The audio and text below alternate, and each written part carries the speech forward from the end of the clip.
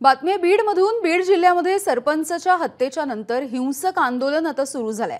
केजमध्ये जमावाकडून बस पेटवण्याचा सुद्धा प्रयत्न झाला। मस्साजोगच्या सरपंचाच्या हत्येनंतर तिथला जमाव काहीसा हिंसक झालेला आहे। सकाळी सुद्धा रास्ता रोको करण्यात आला आणि टायर सुद्धा इथल्या आंदोलकांनी पेटवले आहेत।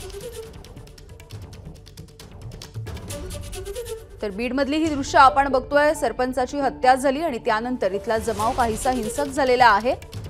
तीव्र असं आंदोलन केलं जात आहे। टायर सुद्धा पेटवण्यात आले, तर रास्ता रोको आंदोलन सुद्धा सकाळपासून करण्यात आलेलं आहे।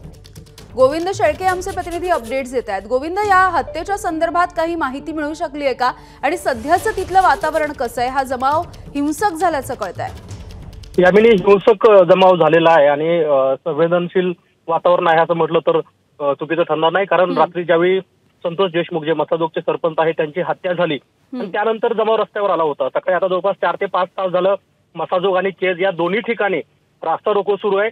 अगदी थोड्या वेळापूर्वी याच केज शहरातील शिवाजी महाराज चौकामध्ये पोलिसांची व्हॅन सुद्धा अडवण्यात आली। पोलिसांना आल्या पावलांनी मागं परत जावं लागलं होतं। तोच जमाव जो छत्रपती शिवाजी महाराज चौकात होता तो संतप्त झाला आणि आपण बघतोय की केज कळंब रस्त्यावरती एक एसटी थांबवण्यात आली आणि ती एसटी पेटवून देण्यात आलेली आहे। एकूण संतोष देशमुख यांच्या हत्येप्रकरणी 2 जणांना पोलिसांनी अटक केली आहे। मात्र सगळ्या आरोपींना अटक करा असा पवित्रा या आंदोलकांनी घेतलाय आणि या आंदोलनाने हिंसक वळण घेतलेलं आपल्याला पाहायला मिळत आहे।